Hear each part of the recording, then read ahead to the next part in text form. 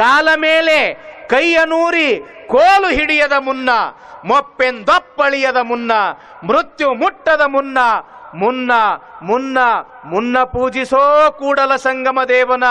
ಹುಚ್ಚ, 84 ಲಕ್ಷ ಜೀವರಾಶಿಗಳಲ್ಲಿ ಅತ್ಯಂತ ಶ್ರೇಷ್ಠವಾಗಿರ್ತಕ್ಕಂಥದ್ದು ಈ ಮನುಷ್ಯ ಜನ್ಮ. ಹೆಂಗ ಬಂದೈತಿ ಹಂಗ ಹೋಗಬಾರ್ದು. ಮುಪ್ಪು ಬರುವುದಕ್ಕಿಂತ ಮುಂಚೆ, ಮೃತ್ಯು ಬರುವುದಕ್ಕಿಂತ ಮುಂಚೆ ಯಾವ ಕೆಲಸದ ಸಲುವಾಗಿ ನೀ ಇಲ್ಲಿಗೆ ಬಂದಿದಿ ಆ ಕೆಲಸವನ್ನ ಮಾಡಿಕೊಂಡು ನೀ ಕಡಿಗಾಗಬೇಕು. ಅಂತೇನೆ ಯಾವ ಕೆಲಸ ನೀ ಮಾಡಕ್ಕೆ ಬಂದಿದಿ ಅಂತಂದ್ರ ಇದ ಕೆಲಸ ಅಪ್ಪ, ಇದ ಕೆಲಸ. ಈ ಪ್ರಪಂಚದೊಳಗ ಯಾರೂ ದೊಡ್ಡವರಲ್ಲ, ಯಾರೂ ಸಣ್ಣವರಲ್ಲ. ನಾವೆಲ್ಲರೂ ಕೂಡ ಪರಮಾತ್ಮನ ಮಕ್ಕಳದೀವಿ. ಕೂಡಿ ಬಾಳಬೇಕು, ಕೂಡಿ ಉಣಬೇಕು, ಕೂಡಿ ಇರಬೇಕು, ಭಗವಂತನನ್ನು ನಂಬಬೇಕು. ಎಲ್ಲವೂ ಕೂಡ ಅಸ್ಥಿರ ಅದ, ಭಗವಂತ ಒಬ್ಬವನೇ ಶಾಶ್ವತ ಅದನ.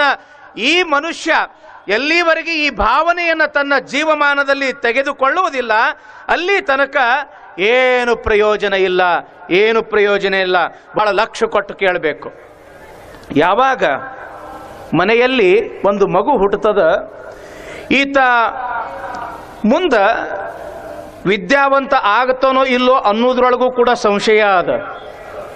ಮುಂದೆ ಈತ ಮದುವೆ ಮಾಡ್ಕೊಳ್ತಾನೋ ಇಲ್ಲೋ ಅನ್ನೋದ್ರೊಳಗೂ ಕೂಡ ಸಂಶಯ ಅದ.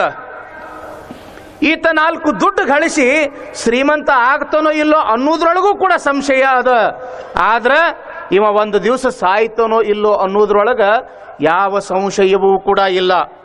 ನಿಮಗೆ ಗೊತ್ತಿರಬೇಕು, ಬಸ್ ಇವತ್ತು ನಾವು ಮುಂಬೈಗೆ ಹೋಗಲಿ, ಬೆಂಗಳೂರಿಗೆ ಹೋಗಲಿ, ಮಡ್ರಾಸಕ್ಕೆ ಹೋಗಲಿ, ಒಂದು ಬಸ್ ಬಿಡುವ ಟೈಮ ನಿಶ್ಚಿತ ಇರ್ತದ. ವಿಮಾನ ಬಿಡುವ ಟೈಮು ಕೂಡ ನಿಶ್ಚಿತ ಇರ್ತದ. ರೈಲು ಗಾಡಿ ಬಿಡತಕ್ಕಂಥ ಟೈಮು ಕೂಡ ನಿಶ್ಚಿತ ಇರ್ತದ. ಆದ್ರೆ ಒಂದದು ಮಾತ್ರ ನಿಶ್ಚಿತ ಇಲ್ಲ, ನಮ್ಮ ಒಳಗಿರ್ತಕ್ಕಂಥ ಪ್ರಾಣ ಯಾವಾಗ ಹಾರಿ ಹೋಗ್ತದೋ ಅನ್ನೋದ್ರೊಳಗ ಯಾವ ನಿಶ್ಚಿತ ಇಲ್ಲ ಮತ್ತು ಯಾವ ಸಂಶಯವೂ ಕೂಡ ಇರೋದು ಇಲ್ಲ.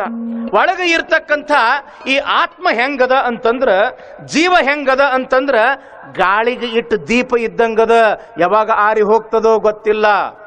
ಒಳಗಿರ್ತಕ್ಕಂಥ ಜೀವ ನೀರ್ ಮ್ಯಾಲ ಇರ್ತಕ್ಕಂಥ ಗುಳ್ಳಿ ಇದ್ದಂಗದ, ಯಾವಾಗ ಒಡೆದು ಹೋಗ್ತದೋ ಗೊತ್ತಿಲ್ಲ.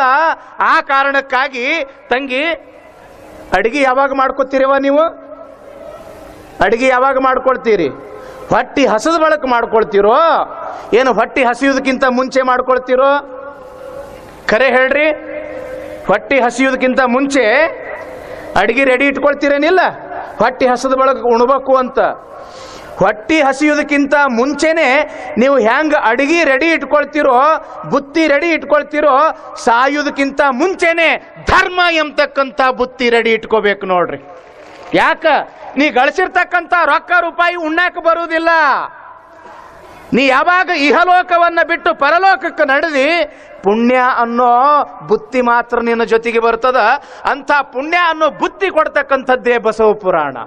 ಈಗೇನು ನೀವು ಕೇಳಕತ್ತೀರಲ್ಲ, ಇದು ಪುಣ್ಯದ ಬುತ್ತಿ, ಇದು ಪುಣ್ಯದ ಬುತ್ತಿ. ಅಲ್ಲೋ ವರ್ಷ ಅಲ್ಲ, 2 ವರ್ಷ ಅಲ್ಲ, 70-80 ವರ್ಷ ಈ ಭೂಮಿ ಮೇಲೆ ಇದ್ದು ಮ್ಯಾಲ ಬಂದಿದಿ, ಏನು ಗಳಿಸಿ ಅಂತ ತಿಳ್ಕೊಂಡು ಮ್ಯಾಲ ಹೋದಾಗ ಆ ಪರಮಾತ್ಮ ಕೇಳ್ದ ಅಂತಂದ್ರ ಏನು ಹೇಳ್ತೀರಿ? 2 ಅಂತಸ್ತಿನ 4 ಅಂತಸ್ತಿನ ಮನಿ ಕಟ್ಟಿನಿ ಅಂತೇಳಿ ಹೇಳ್ತೀರೇನು? 20 ತೊಲಿ ಬಂಗಾರ ಗಳಿಸಿನಿ ಅಂತ ಹೇಳ್ತೀರೇನು? 1000 ಎಕರೆ ಜಮೀನು ಗಳಿಸಿರಿ ಅಂತ ಹೇಳ್ತೀರೇನು? ಇಲ್ಲ ಇಲ್ಲ ಅಂತ ನಮ್ಮ ಧರ್ಮ ಏನು ಗಳಿಸಿ, ಪುಣ್ಯ ಏನು ಗಳಿಸಿ ಅಂತ ಕೇಳ್ತಾನ.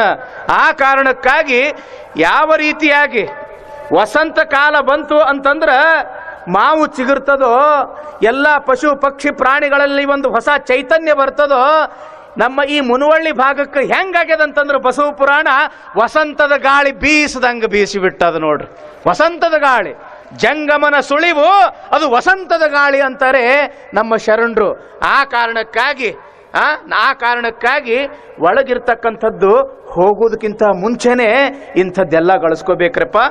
ಜಿಂದಗಿ ಖತಮ್ ಹುವಾ ತೋ ಜೀನೆ ಕಾ ಢಂಗ್ ಆಯಾ, ಜಬ್ ಶಮ್ಮಾ ಬುझा ಗಯಿ ತೋ ಮಹಫಿಲ್ ಮೇ ರಂಗ್ ಆಯಾ. ಎಲ್ಲಿ ತನಕ ಆ ಪರಮಾತ್ಮ ಒಳಗ ಪ್ರಾಣವನ್ನ ಕೊಟ್ಟಾನ ಅಷ್ಟ್ರ ಒಳಗಾಗಿ ನಾವು ಬದುಕಿ ತೋರಿಸ್ಬೇಕು. ಒಳಗಿರ್ತಕ್ಕಂಥ ದೀಪ ಆರಿ ಹೋಯ್ತು ಅಂತಂದ್ರ ಬರೀ ಕತ್ತಲೆ. ಆ ಕಾರಣಕ್ಕಾಗಿ ಇದು ಒಮ್ಮೆ ಹೋಯ್ತು ಅಂತಂದ್ರೆ ಸಿಗೋದಿಲ್ಲ. ಒಳಗಿರ್ತಕ್ಕಂಥದ್ದು ಹೋಯ್ತು ಅಂತಂದ್ರೆ ಸಿಗುವುದಿಲ್ಲ. ಅದಕ್ಕೇನಂತಾರೆ ಬಸವಣ್ಣವರು, ಮೊಪ್ಪಿಂದೊಪ್ಪಳಿಯದ ಮುನ್ನ, ಮೃತ್ಯು ಮುಟ್ಟದ ಮುನ್ನ, ಮುನ್ನ ಮುನ್ನ ಮುನ್ನ ಪೂಜಿಸೋ 3 ಸಲ ಅಂತಾರವ್ರು. ಮುನ್ನ ಮುನ್ನ ಮುನ್ನ ಪೂಜಿಸೋ ಕೂಡಲ ಸಂಗಮ ದೇವನ.